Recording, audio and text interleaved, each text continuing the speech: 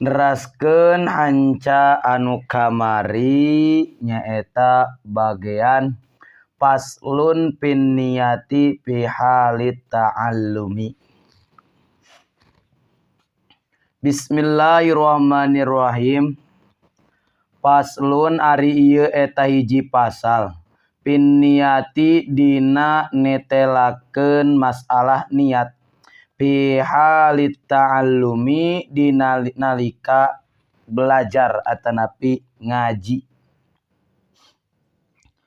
Summa labudda tuluy misti lahu pikeun itu muta'allim minan niyati nyatana tina niat fi zamani ta'allumil ilmi dina waktu ngajina ilmu atanapi belajarna ilmu.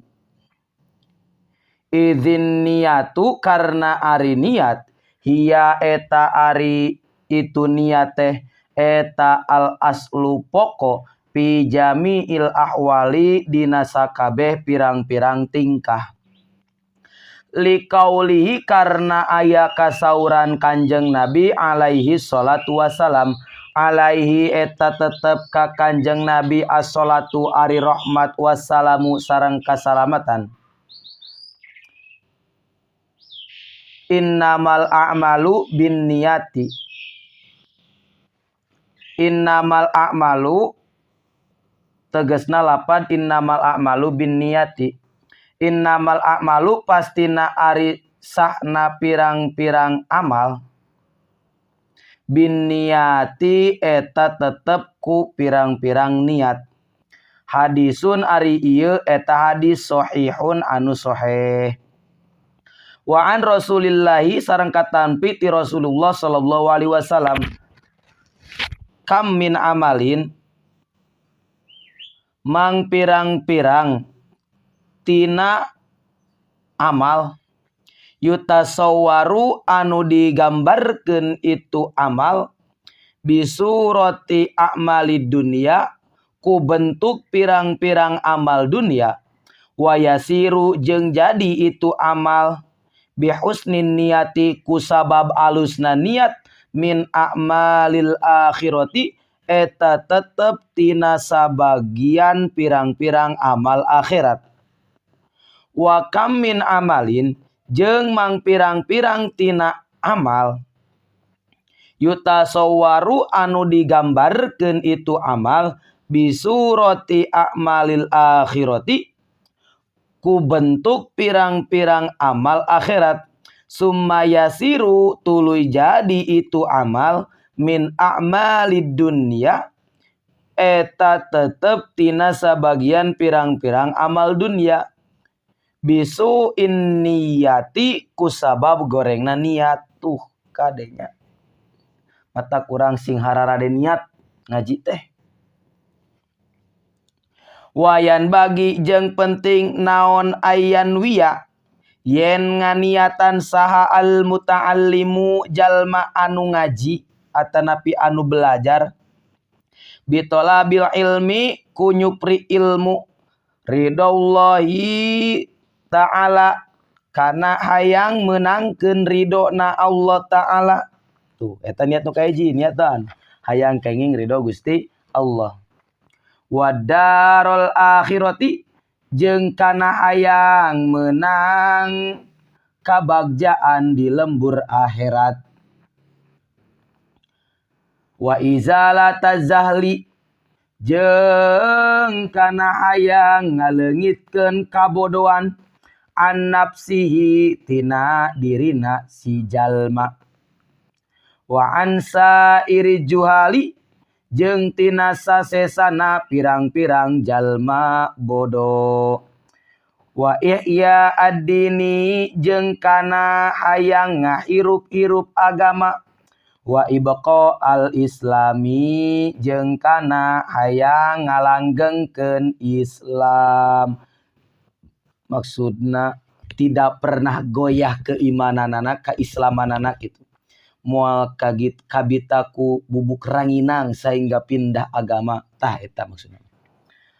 Fa inna baqo al islami mangka saestuna langgengna Islam atanapi tumetepna Islam bil ilmi eta tetep ku sabab ilmu walayasiu jeung tesah naon azuhdu juhud wat taqwa sareng takwa ma'al jahli sartana bodoh. Wa ansada jeung geus ngalagukeun atanapi nganyanyikeun sa asyaihu guru al imamu anu jadi imam al ajalu anu agung Burhanuddin tegesna Syekh Burhanuddin dalilna agama Sahibul Hidayati anu ngarang kana kitab Al-Hidayah atanapi Sahibul Hidayati anu ngagaduhan kitab Al-Hidayah syi'ron ngalagukeun kana syiran li ba'dihim kagungan sabagian para ulama. Ieu baharna tina bahar tawil.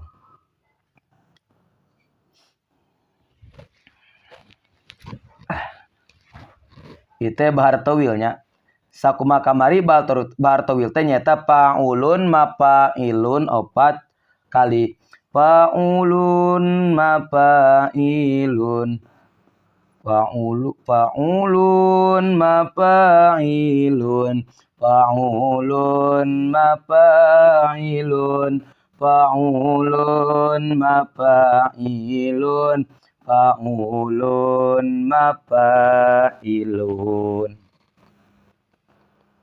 fasadun kabirun alimun mutahatikun wa akbaru minhu jahilun mutamasikun huma fitnatun fil alamina azimatun liman bima fidini yatamasaku fasadun eta karuksakan kabirun anu pohara atanapi anu gede alimun ari jalma anu berilmu mutahatikun anu ngarumpak syariat maksudna ngalanggar wa akbarun jeung eta leuwih gede ruksakna min tinimbang itu alimun mutahatikun tong sahatun jahilun ari jalma anu bodoh mutanasikun anu ibadah tegasna mah nyekel pageuh kana kabodohan tidak mau mencari kebenaran. Jadi bodoh lain karena ngaji teu timu-timu, tapi bodoh karena emu ngaji gitu. Huma ari itu si alimun mutahatikun sareng jahilun mutanasikun eta fitnatun jadi fitnah fil alamina di sakabeh alam azimatun anu gede liman pikeun jalma bihima anu tetep ka itu alimun mutahatikun sareng jahilun mutanasikun fi dinihi dina agamana si eman yatamasaku nyekel pageuh ieu eman wayanwi jeung niatan si muta'alim bihi ku itu ta'allumil ilmi asyukro kana syukuran ala nikmatil akli kana nikmatna akal wasihatil badani jeung kana nikmat sehatna badan walayanwi jeung ulangan niatan itu muta'alim bihi ku itu ta'allumul ilmi ikbalan nasi kana madepna jalma-jalma artina ya ingin dipandang lah oleh orang-orang gitu walastijlaba hitomid dunya jeung ulah niat narik harta banda dunia jeung ulah di karena hayang boga harta teu kenging. Wal karomata jeung narik kana kamulyaan ingda sultani disandingeun pamarentah ulah eta oge sami supaya kapake ku pamarentah. Wa ghairi jeung salianti itu sultan. Qala parantos nyaurkeun saha Muhammad ibnul Hasani Syekh Muhammad ibnul Hasan rahimahullahu ta'ala rahimah mugangah rahmat hu ka itu Syekh Muhammad ibnul Hasan sa Allah Gusti Allah ta'ala barina mahalur Allah laukana lamun kabuktian saha annasu jalma-jalma kulluhum tegasna sakabehna itu enas abidi eta hamba kami la a'taqatu yakin rek ngamerdekakeun kaula hum ka itu abidi wa tabarratu jeung rek lulubaran kaula an wilaihim tina naon atuh an wilaihim tina asobah peperdekaanana itu abidin.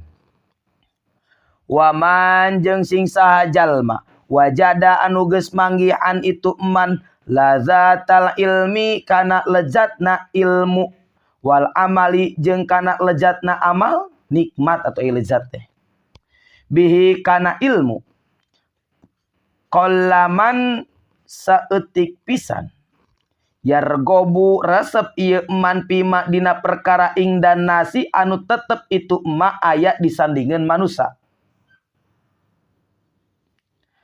Ansyadana asy-syaikhul imam wallahu a'lam bissawab. Subhanaka Allahumma wa bihamdika asyhadu an la ilaha illa anta astaghfiruka wa atubu ilaik. Walhamdulillahi rabbil alamin.